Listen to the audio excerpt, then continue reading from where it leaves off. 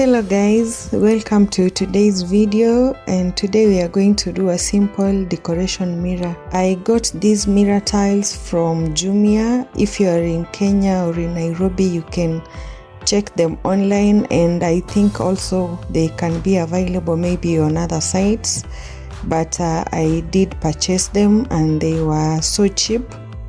They costed me less than $3, all of them. So it's an easy project that you can follow through, and I hope that you will enjoy the video. To my new subscribers, thank you so much for joining me and for your support, and for those ones who are returning subscribers, thank you so much for your support. I really appreciate it, and it's road to 500 guys. Thank you so much and enjoy the video.